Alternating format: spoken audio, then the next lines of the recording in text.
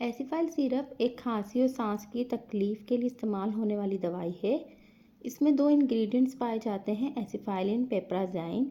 ये सांस की नालियों को खोलता है ताकि सांस लेने में आसानी हो। दूसरा है डायफेनहाइड्रामाइन हाइड्रोक्लोराइड, जो एलर्जी और खारिश जैसी अलामत को कम करती है। ये सिरप आमतौर पर वेट खांसी और बलगम वाली खांसी को कम करता है, सीने में बलगम और कंजेशन को रिलीफ देता है, सांस की नालियों में एलर्जी और सूजन को कम करता है, आम सर्दी या एलर्जी से मुतालिक खारिश, छींकें, गले की इरिटेशन को भी कम करता है। क्या बच्चों में दी जा सकती है? हाँ, लेकिन डॉक्टर की परमिशन से, खास तौर पर छोटे और कम वजन के बच्चों को। डॉक्टर उनकी उम्र और वजन को मेजर करते हैं, फिर डोज को प्रिस्क्राइब करेंगे। क्या प्रेग्नेंट वूमेन ले सकती हैं? आमतौर पर प्रेग्नेंट वूमेन को एसिफाइल सिरप लेने की इजाज़त नहीं होती है, पहले 3 माह में बिल्कुल भी नहीं होती है। उनको मना क्यों किया जाता है? इसमें मौजूद डायफेनहाइड्रामाइन नींद, चक्कर का आना बच्चे पर असर डाल सकता है, दिल की धड़कन और बेचैनी को बढ़ा सकता है।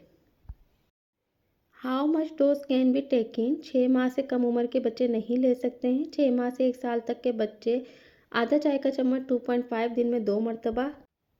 1 साल से 3 साल तक के बच्चे आधे से 1 चम्मच तक 2.55 ml तक दिन में 2 मरतबा। 4 साल से 6 साल तक के बच्चे 1 चाय का चम्मच दिन में 2 से 3 बार। 7 साल के ता 12 साल तक के बच्चे 2 चम्मच 10 ml दिन में 2 बार।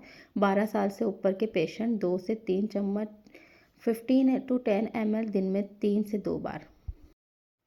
साइड इफ़ेक्ट्स: नींद आना, चक्कर आना, खुश्क मुंह, थोड़ी उलझन या दिल की धड़कन बेचैन होना, मैदे की बेचैनी, but not common in children. Very knowledge: बच्चे को देने के बाद गुनूदगी नॉर्मल है, हो सकती है। अगर बच्चा बहुत ज़्यादा सुस्त हो जाए, दूध पीना छोड़ दे, उल्टी या सांस में मसला हो तो फ़ौरन डॉक्टर से मशवरा करें।